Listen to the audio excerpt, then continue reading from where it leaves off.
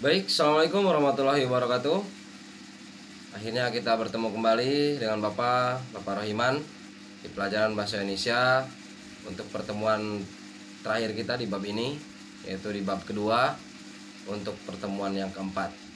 Dan untuk selanjutnya, intinya Bapak memperingatkan kepada kalian untuk selalu menjaga protokol kesehatannya dan tak lupa membersihkan tangan, ya, mencuci tangan selalu, dan juga menjaga kebersihan. Karena kalau seandainya kita selalu menjaga kebersihan, insya Allah kita akan selalu terhindar dari yang namanya penyakit, ya. Apalagi karena sekarang musimnya tidak bisa diprediksi. Jadi tolong kepada kalian untuk selalu menjaga kesehatannya, ya, dan jangan terlalu ekstra dalam atau terlalu mengeluarkan tenaga yang banyak, ya. Karena kenapa? Karena kalau seandainya kita tidak memperhatikan kondisi tubuh kita, nanti kita akan merasakan sakit, ya. Jadi tolong untuk kondisi tubuhnya dikontrol, ya. Jadi ketika nanti kalian melakukan aktivitas yang lain, kalian bisa melakukan aktivitas tersebut dengan maksimal. Dan untuk pertemuan kali ini, Bapak akan menyampaikan materi, ya, dalam bahasa Indonesia ini untuk pertemuan yang keempat di materi yang sama, yaitu babnya yang kedua, yaitu bab teks pidato persuasif, masih teks pidato persuasif, namun dengan materi yang berbeda. Dan materi yang kita akan bahas ini untuk hari ini yaitu metode pidato. Ya. Mungkin kalian pernah mengetahui atau pernah mendengar metode pidato, ya. Metode pidato ini pada umumnya itu terdapat empat tata cara atau empat metode dalam berpidato. Nah, salah satunya yang pertama yaitu metode impromptu. Metode impromptu adalah metode di mana seseorang melakukan suatu pidato secara spontan, ya, atau tidak diberitahu terlebih dahulu, ya. Biasanya ini dilakukan, ya, ketika pidato atau penceramah atau pengorasi atau orang yang berorasi itu tidak mengetahui sebelumnya, ya, hal apa yang akan disampaikan, namun dia hadir di situ, ya. Jadi secara mendadak, ya. Nah, untuk selanjutnya yaitu metode naskah. Metode naskah ini yaitu metode yang dilakukan di mana penceramah atau orator itu menggunakan naskah untuk berpidato, ya. Jadi dia membawa naskah dalam pidatonya, kemudian membaca naskah tersebut, ya. Membaca naskah tersebut, kemudian disampaikan isi dari naskah tersebut. Nah, untuk yang selanjutnya, untuk yang ketiga yaitu ekstemporan. Ekstemporan ini yaitu pidato atau teknik pidato atau metode pidato yang dia itu menggunakan garis besarnya saja, ya. Tidak semua itu disampaikan atau tidak, maksudnya tidak semua itu ditulis, maksudnya tidak semua itu ditulis atau dihafalkan, tetapi dia hanya menulis bagian-bagian besarnya saja atau bagian-bagian pokoknya saja. Ketika dia menulis bagian-bagian pokoknya saja, nah, dia akan menyampaikan bagian-bagian pokok tersebut, ya, ke pendengar, ya. Ketika pendengar menyampaikan pendengar mendengarkan apa yang disampaikan, dia dia menguraikannya, ya, sesuai dengan apa yang dia ketahui. Kemudian untuk metode yang keempat yaitu menghafal, ya.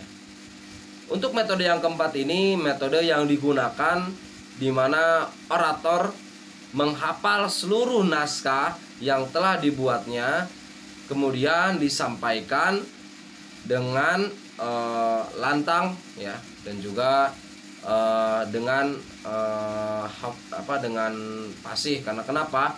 Karena dia menghafal naskah terlebih dahulu ya, sehingga apa yang akan disampaikan itu sudah ada dalam pikirannya, seperti itu ya. Itu adalah metode pidato yang terdapat dalam teks pidato persuasif ya. Dan untuk materi yang selanjutnya yaitu tentang unsur kebahasaan yang terdapat dalam teks pidato persuasif. Ada beberapa unsur kebahasaan yang terdapat dalam teks pidato persuasif. Yang pertama yaitu terdapat kalimat aktif.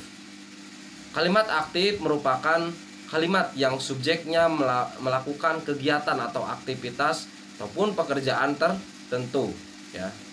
Predikatnya bisa menggunakan me atau ber, imbuhan me atau ber ya.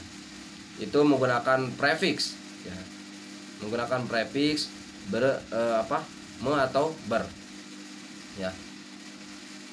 Kemudian bukan infix ya, biasanya infix untuk yang di depan ya.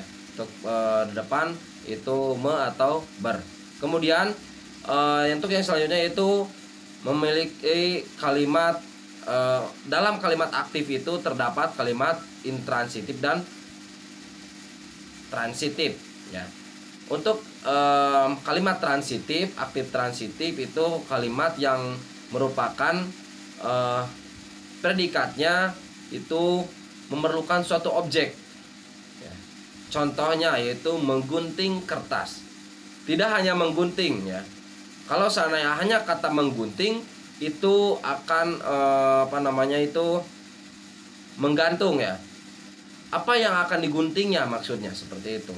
Jadi ditambahkan keterangan menggunting kertas ya. Tentunya objek atau hal yang diperlukan dalam predikat tersebut ya, yaitu kertas dalam konteks kalimat yang tadi. Kemudian ada kalimat intransitif. Kalimat intransitif ini adalah kalimat aktif yang tidak memiliki objek. Maksudnya tidak memiliki objek ini tidak memiliki objek keterangan yang selanjutnya ya. Contohnya yaitu dia bernyanyi ya. Meskipun hanya bernyanyi pun tentu pasti seseorang yang bernyanyi ya, seperti itu ya. Kemudian untuk selanjutnya yaitu kata tugas. Terdapat kata tugas. Kata tugas ini adalah sejenis kategori kata dalam kata bahasa yang terdiri dari kata depan, kata sambung, kata sandang, dan kata seru ya. Contohnya yaitu seperti marilah. Kemudian untuk kata sambungnya itu dan atau yang ya, seperti itu. Nah untuk selanjutnya yaitu dalam unsur bahasaan teks pidato persuasif terdapat kosakata emotif. Mungkin kalian pernah mendengar apa yang dimaksud dengan emotif. Ya, emotif adalah suatu perasaan atau kosakata yang berhubungan dengan emosi yang bisa membuat pendengar tersentuh ya, akan emosinya ya. Contohnya seperti ketika kita mendengar yang namanya kesedihan ya, kesedihan atau penderitaan ataupun fakta-fakta yang tidak kita ketahui yang berhubungan dengan penderitaan. Biasanya itu lebih cepat masuk ke dalam emosi seseorang ya. Kemudian juga rasa gotong royong, kebersamaan itu adalah hal-hal yang biasanya cepat sekali masuk ke dalam pikiran seseorang, kemudian juga bisa memicu emosi seseorang ya, emosional seseorang. Nah, selain itu terdapat kosakata bidang ilmu atau istilah dalam teks ya. Kemudian itu tergantung teks yang disampaikan ya. Kemudian untuk selanjutnya untuk unsur kebahasaan yang terdapat dalam teks pidato persuasif yaitu terdapat sinonim. sinonim ya, atau persamaan atau padanan kata atau makna ya. Setelah itu ada kata benda abstrak. Maksud dari kata benda abstrak ini adalah kata yang menyatakan benda yang sifatnya abstrak karena tidak terlihat wujudnya oleh panca indera. Seperti itu ya. Contohnya seperti apa? Yaitu kesetiakawanan ya. Itu adalah salah satu kata yang merupakan kata benda yang berupa abstrak gitu. Nah, mungkin hanya itu materi yang bisa Bapak sampaikan untuk pertemuan hari ini, untuk pertemuan yang keempat. Dan di pertemuan yang selanjutnya kita akan melaksanakan UTS ya. Dan nanti Bapak berikan soalnya di video selanjutnya ya. Entah itu hari Senin atau hari Selasa ya. Nanti Bapak akan sampaikan videonya. Dan mohon kalian kerjakan setiap tugas yang Bapak berikan, karena ketika Bapak nanti hadir ya, Bapak akan meminta tugas kalian sebagai kehadiran juga penilaian ya. Jadi Bapak harap kalian harus bisa memberikan semua tugas yang telah kalian kerjakan kepada Bapak. Nah, untuk tugas hari ini yaitu untuk kelas 9 ya.